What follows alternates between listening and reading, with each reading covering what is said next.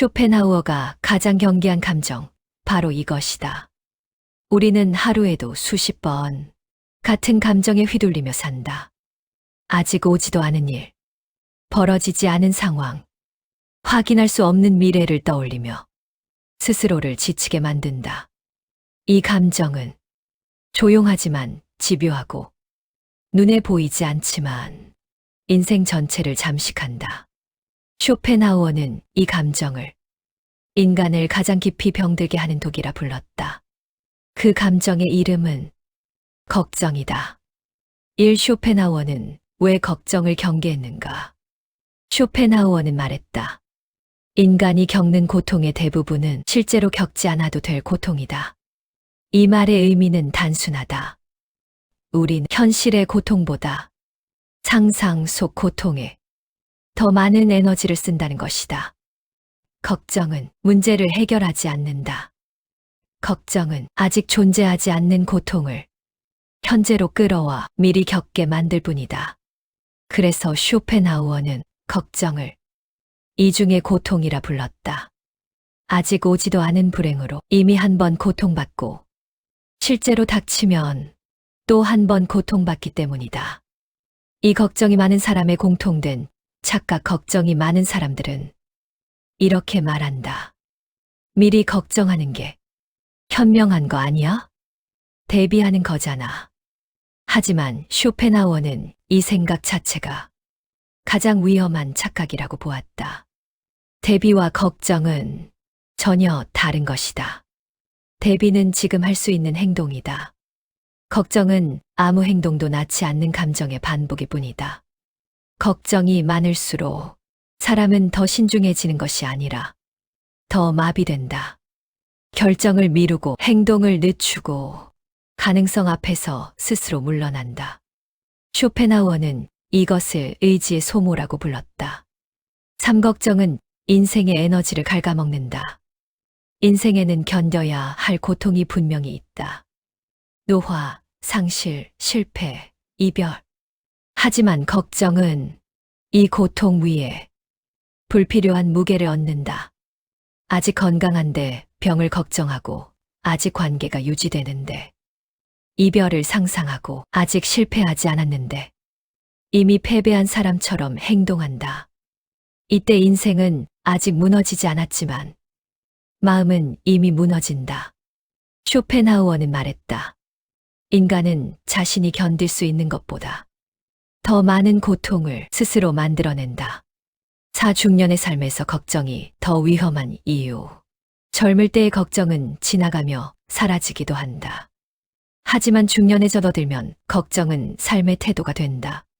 건강 걱정, 돈 걱정, 자식 걱정, 노후 걱정. 문제는 걱정이 많아질수록 삶이 안전해지는 것이 아니라 삶이 점점 움츠러든다는 것이다. 새로운 시도를 하지 않고 관계를 정리하지 못하고 불편한 삶을 그냥 견디며 산다. 쇼펜하우어는 이 상태를 살아있으나 살고 있지 않은 상태라고 표현했다. 쇼펜하우어가 말한 지혜로운 태도. 그렇다면 쇼펜하우어는 걱정 대신 무엇을 선택하라고 했을까? 그의 답은 의외로 단순하다. 지금 겪고 있는 현실에만 에너지를 써라. 아직 오지 않은 일에 마음을 빼앗기지 말고 이미 지나간 일에 자신을 묶어두지 말라는 것이다. 인간이 통제할 수 있는 것은 오직 현재의 태도뿐이다. 미래는 걱정한다고 바뀌지 않는다. 현재의 선택이 미래를 만든다.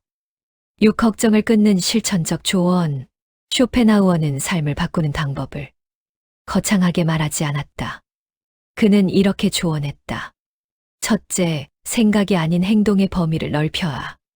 둘째, 모든 가능성을 다 계산하려 하지 마라.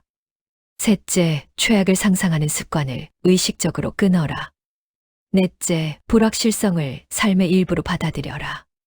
걱정을 없애는 것이 아니라 걱정에 지배당하지 않는 연습이다. 7. 걱정을 내려놓은 사람의 변화.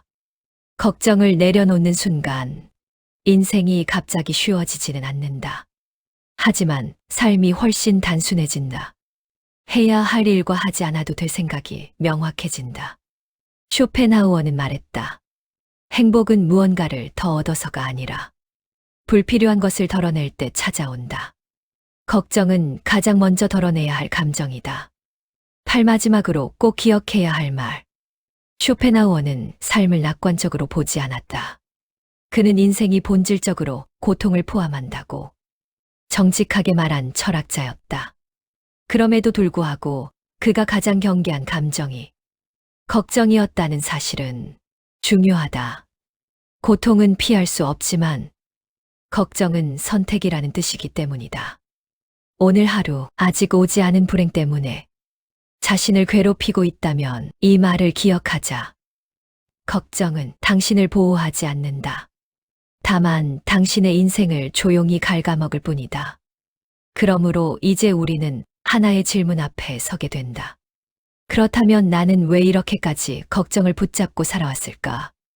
대부분의 사람은 걱정을 내려놓으며 무책임해질까 두려워한다. 아무것도 통제하지 못하는 불안한 사람이 될 것 같아.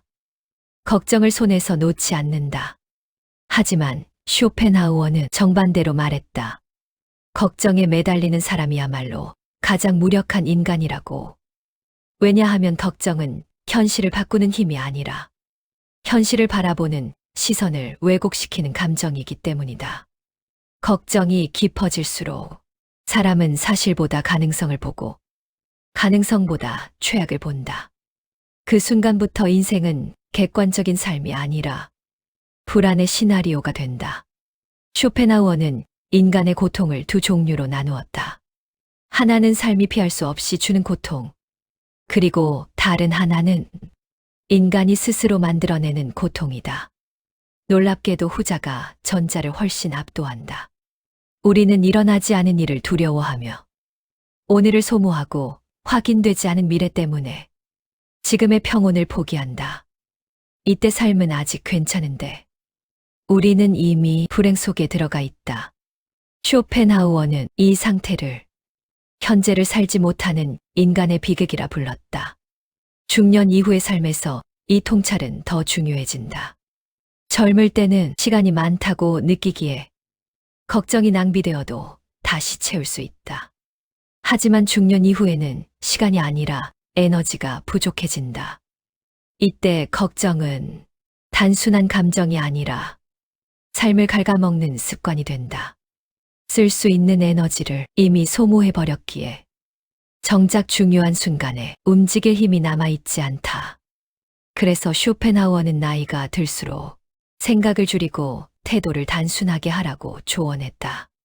더 많이 고민하라는 말이 아니라 더 정확하게 살아가라는 말이었다. 그렇다면 우리는 어떤 태도를 선택해야 할까?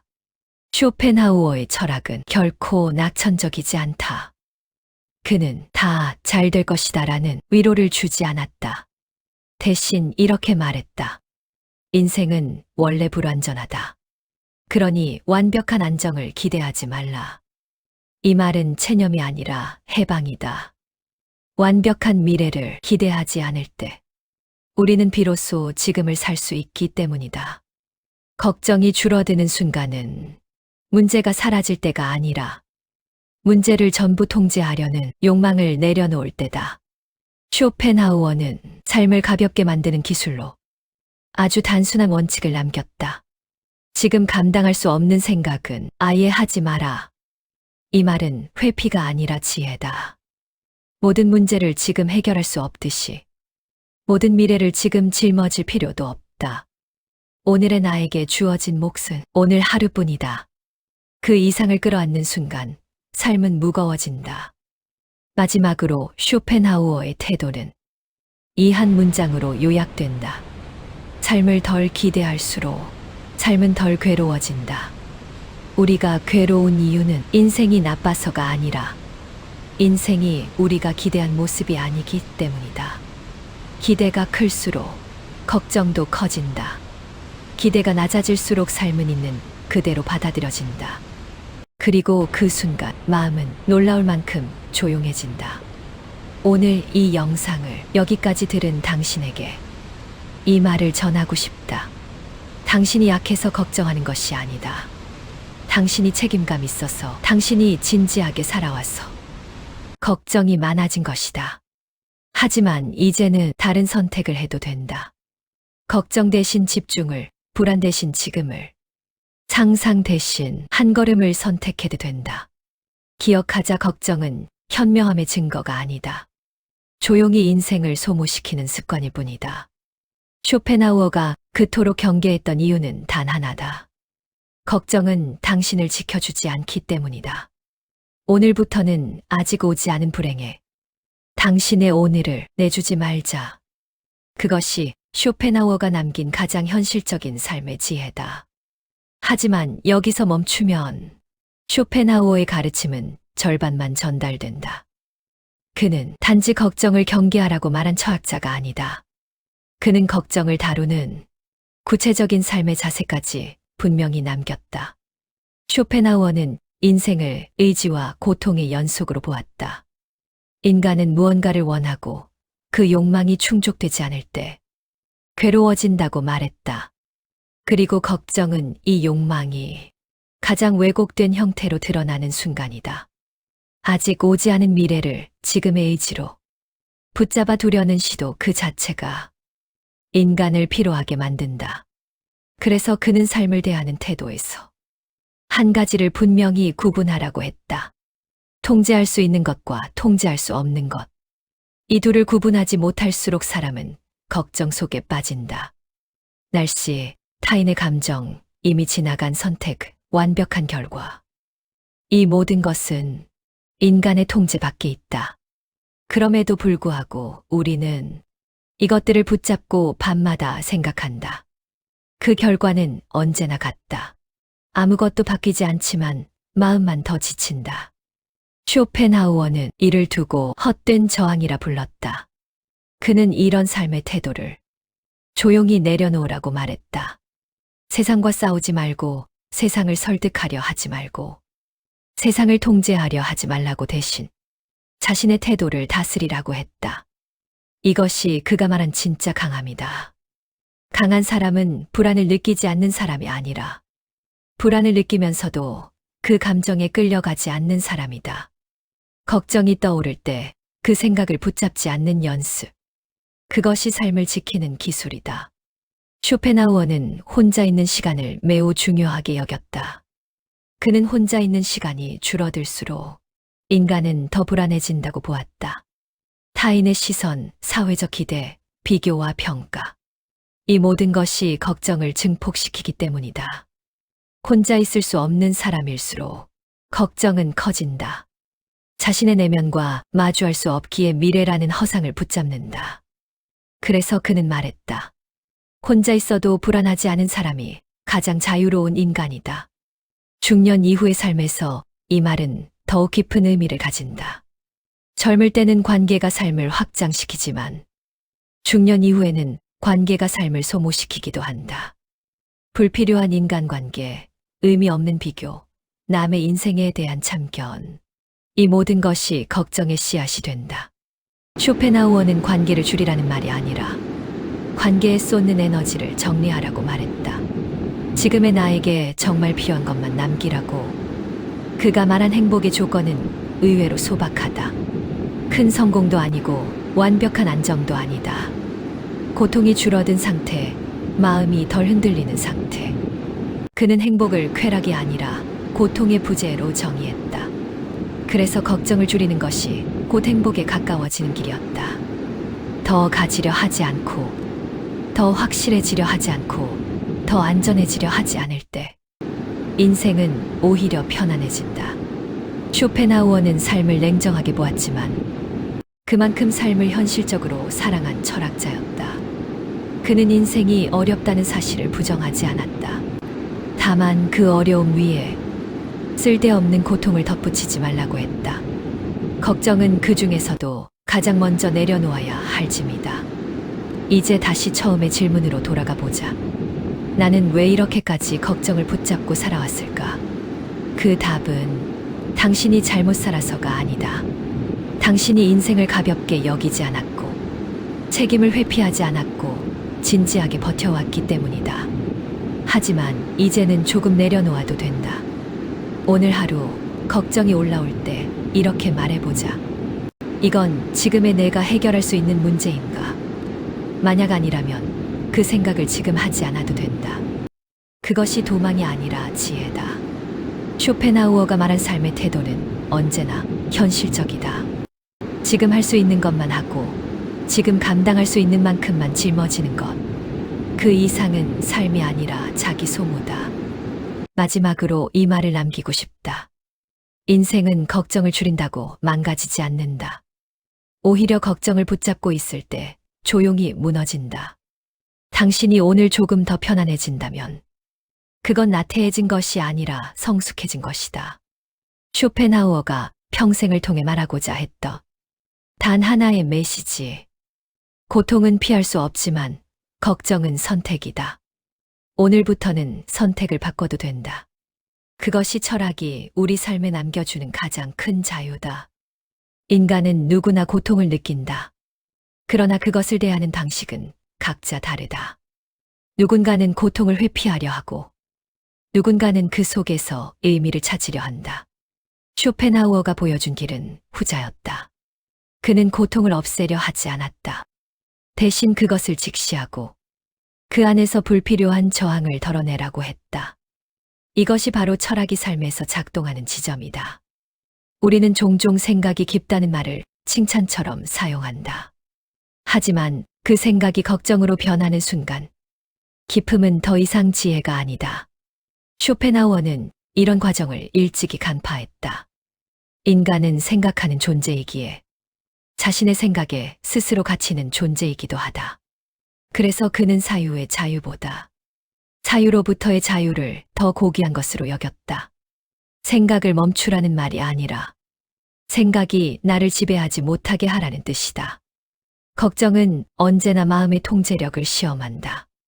보통의 사람은 걱정을 느끼는 즉시 그 원인을 제거하려고 애쓴다. 그러나 그는 이렇게 말했다. 문제는 종종 외부에서 생기지 않는다. 그것을 문제로 느끼는 내 인식에서 생긴다.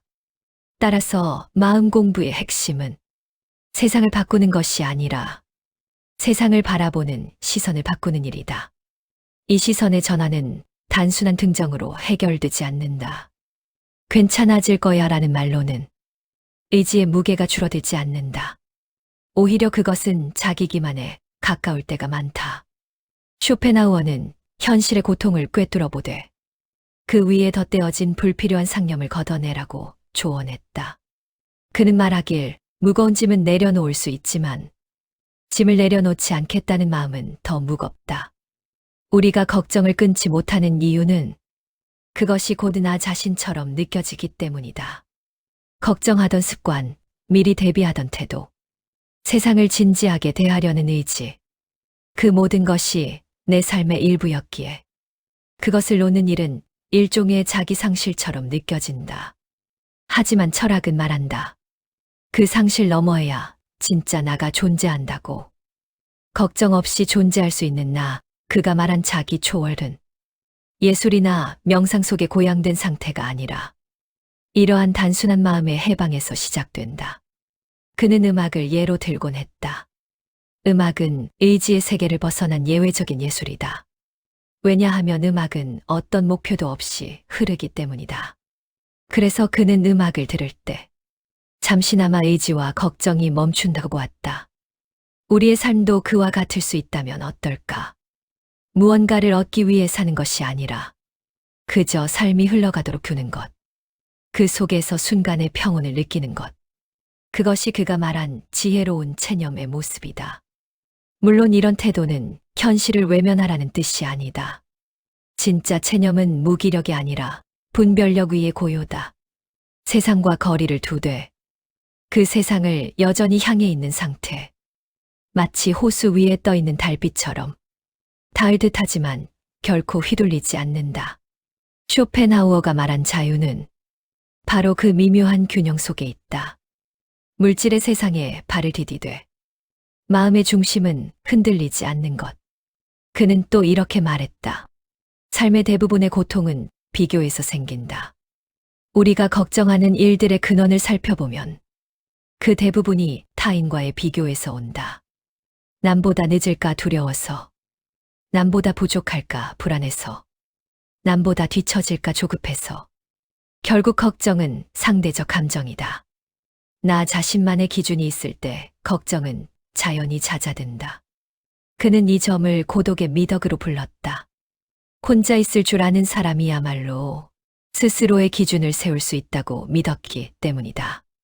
현대사회에서는 이 말이 더욱 절실하다.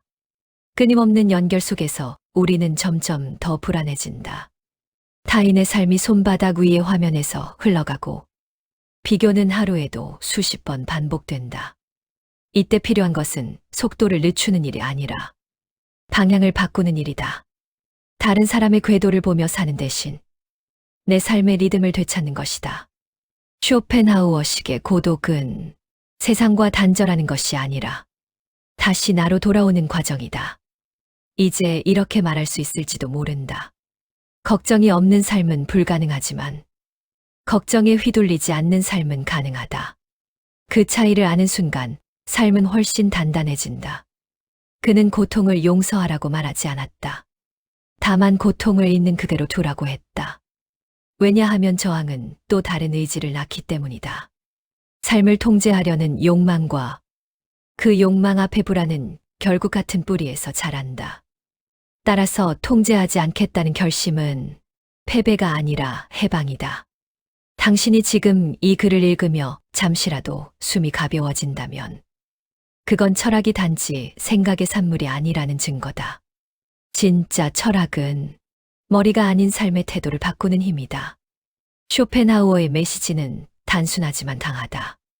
삶을 가볍게 여기고 나 자신을 너무 심각하게 대하지 말라. 세상은 완벽하지 않다. 그 불완전함 속에서 덜 괴로워진 법을 배우는 것. 그것이 철학이 말하는 지혜다. 그러니 오늘 하루는 조금 더 느리게 걷고 잠시 눈을 감아보자. 아직 오지 않은 미래에 대한 생각 대신 지금 들리는 소리와 숨소리, 온도를 느껴보자. 그 순간 걱정은 잠시 멈춘다. 그것이 바로 당신의 의지가 잠시 쉬는 시간이다. 걱정을 멈추면 삶이 무너질까 두렵겠지만 그 반대일지도 모른다. 걱정을 잠시 내려놓는 그 틈에 당신은 처음으로 진짜 삶을 느낄 것이다. 삶을 깊이 바라보면 볼수록 우리는 결코 완전한 통제 속에 살 수 없다는 사실을 깨닫게 된다. 이 세상은 내 의지대로 움직이지 않고 타인의 마음도 시간의 흐름도 내 뜻과 무관하게 변한다. 그 사실을 받아들이는 것이 두렵지만 바로 그 지점에서 평온의 문이 열린다. 쇼펜하우어가 강조한 체념은 단념이 아니라 이 세상의 불확실성과 공존하는 법을 배우는 일이다. 그는 말했다. 세상을 바꾸려 하기보다 세상과 어깨를 나란히 하라고. 그 말 속에는 묘한 따뜻함이 있다.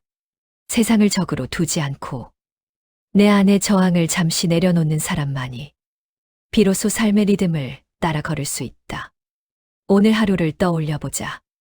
우리는 늘 바쁘고 무언가를 이뤄야 한다는 압박 속에 있다. 그러나 그 바쁨 속에서 진짜 필요한 일들은 의외로 단순하다. 잠시 멈추는 시간, 깊게 숨을 들이쉬는 일, 감정이 불안할 때 스스로를 다그치지 않는 일. 쇼펜하우어의 철학은 이 작은 멈춤을 통해 인생의 중심을 회복하는 길을 가르친다. 그는 철저한 비관주의자였지만 그 속에 놀라운 실용성이 있다. 그의 철학은 절망을 찬양하는 것이 아니라 현실을 있는 그대로 받아들임으로써 쓸데없는 절망을 줄이는 것이다. 걱정은 일종의 미래 중독이다. 아직 일어나지 않은 일을 붙잡고 그 가능성을 시뮬레이션하며 마음을 소모한다. 이 중독에서 벗어나려면 과거로도 미래로도 향하지 않는 연습이 필요하다. 지금만을 바라보는 연습이다. 그는 이것을 의지의 정지 상태라 불렀다. 삶의 한가운데에서 욕망도 두려움도 없는 상태로 그저 존재할 수 있을 때 의지는 잠시 숨을 고르고 인간은 고통에서 벗어난다. 이런 태도는 처음엔 낯설다. 우리는 늘 무언가를 이루는 쪽에 익숙하기 때문이다. 하지만 쇼펜하우어의 철학은 묻는다. 하고 싶은 일보다 하지 않아도 되는 일을 먼저 찾아보라고. 하지 않아도 괜찮은 걱정, 하지 않아도 괜찮은 계획, 하지 않아도 괜찮은 싸움들. 그 불필요한 것들을 하나씩 덜어낼 때 비로소 당신은 자기 삶의 여백을 회복한다. 그 여백이 바로 지혜의 자리다. 따라서 쇼펜하우어에게 철학은 삶을 위로하기 위한 언어가 아니라 그 자체로 존재의 방식이었다. 구독과 좋아요는 저에게 큰 힘이 됩니다.